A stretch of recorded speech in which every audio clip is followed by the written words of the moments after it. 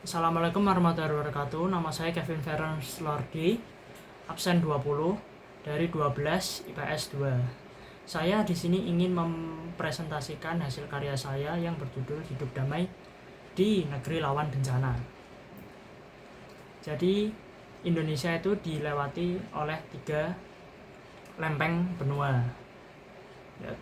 yaitu lempeng benua Indo-Australia, lempeng benua Eurasia, dan lempeng benua Pasifik. Dari 3 lempeng ini, Indonesia mendapatkan banyak potensi bencana alam. Indonesia juga dilewati oleh satu garis yang dinamakan garis Ring of Fire. Hal ini membuat banyaknya atau terbentuknya gunung-gunung berapi di sekitaran wilayah Indonesia. Dan dari kedua tantangan ini dan ditambah dengan pandemi global menjadikan Indonesia memiliki tantangan yang besar dalam menghadapi bencana alam. Sebagai contoh, bencana alam yang terjadi pada awal tahun 2021, yaitu bencana alam gempa bumi yang terjadi di wilayah Sulawesi Selatan.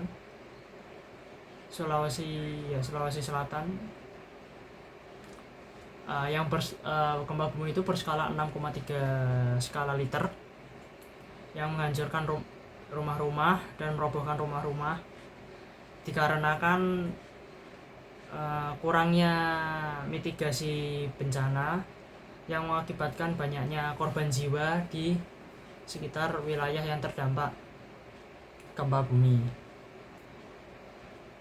Juga bencana banjir yang terjadi di wilayah Sulawesi, Kalimantan Selatan. Bencana banjir di Kalimantan Selatan itu terjadi oleh banyak faktor, yaitu faktor manusia, faktor alam, dan juga policy atau kebijakan pemerintah. Jadi dari 3 faktor ini menyebabkan bencana di Kalimantan Selatan itu kompleks, yaitu pertama, anomali cuaca yang sangatlah ekstrim dikarenakan pemanasan global sekarang. Jadi dari tahun kemarin rata-rata curah hujan untuk Januari 2020 itu sebesar 390 mm.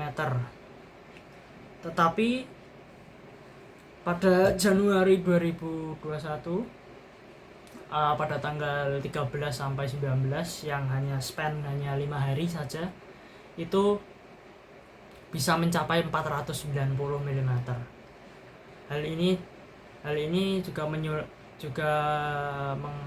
menyulitkan sistem drainase, dan sistem drainasenya ini teroverload dan keluar kemana-mana, yang menyebabkan banyak terjadinya banjir di wilayah Kalimantan Selatan.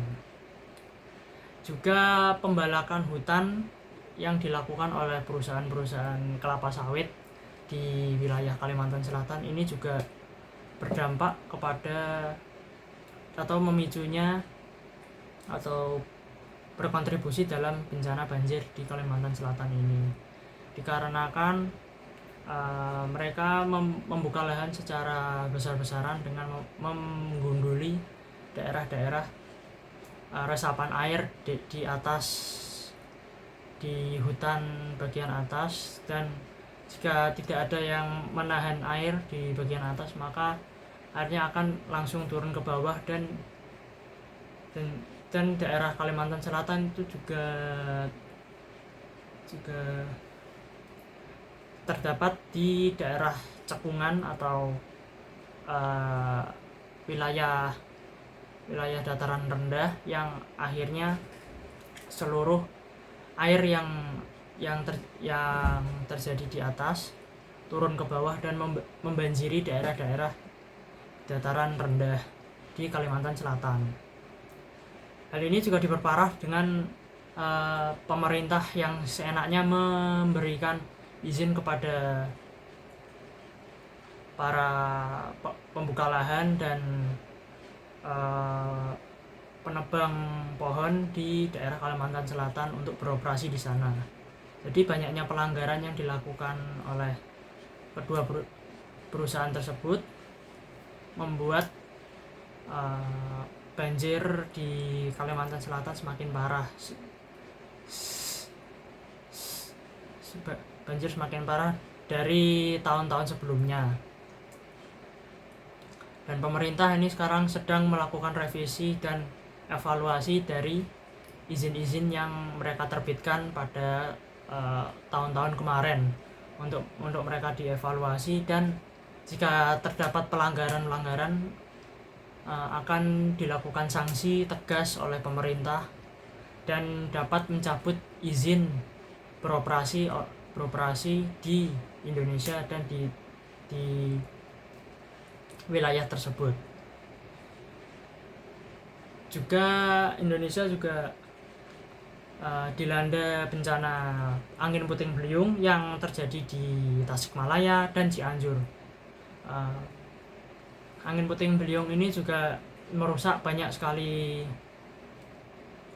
rumah-rumah warga dan fasilitas umum dan juga properti warga. Karena puting beliung ini memiliki kecepatan angin yang tinggi yang dapat merusak rumah-rumah warga, dan kerugiannya bisa mencapai miliaran rupiah. Juga gelombang angin pasang yang terjadi di daerah Manado, Sulawesi Utara. Gelombang pasang ini menyebabkan terjadinya banjir rob yang melanda daerah Manado, dan banjir rob ini juga menimbulkan kerusakan yang cukup mahal di mata masyarakat, dan karena sifat air banjir rob yang merusak itu juga berpengaruh kepada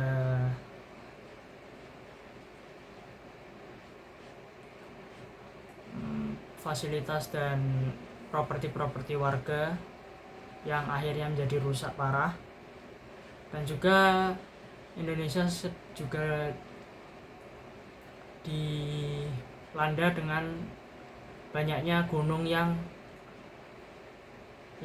berpotensi untuk meletus, yaitu gunung yang sudah tingkatnya sudah siaga, dan ada beberapa gunung yang sudah meletus. Seperti contohnya saja Gunung Semeru. Meletusnya Gunung Semeru juga memberikan dampak yang buruk pada warga-warga yang hidup di sekitar wilayah tersebut, yaitu wilayah Malang. Jadi karena abu dan awan panas dari Gunung Semeru juga merusak rumah-rumah warga dan ladang-ladang warga, dan karena kejadian tersebut warga juga kehilangan banyak sekali kerugian material di sana. Tetapi mereka sudah diingatkan oleh BPBD daerah untuk segera mengevakuasi diri keluar dari zona tersebut. Tetapi beberapa warga masih ingin menjaga harta benda mereka agar tidak dicuri orang. Tetapi akhirnya mereka tetap berevakuasi keluar dari situ. Jadi dampaknya dari Gunung Semeru meletus itu banyaknya rumah-rumah warga yang hancur dan atapnya menjadi rusak gara-gara hujan batu dan juga timbunan dari abu vulkanik yang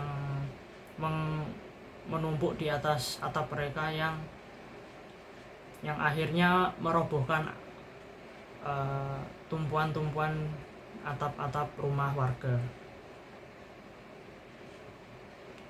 Jadi mitigasi, dan jadi konektivitas dari mitigasi masyarakat dan pemerintah itu harus sejalan. Jika tidak, korban-korban tewas itu akan lebih meningkat daripada tahun-tahun sebelumnya. Dan usaha pemerintah juga harus digenjot lagi dalam sosialisasi mitigasi bencana di daerah-daerah rawan bencana. Sekian presentasi dari saya. Jika ada salah-salah kata, mohon maaf. Wassalamualaikum warahmatullahi wabarakatuh. Terima kasih.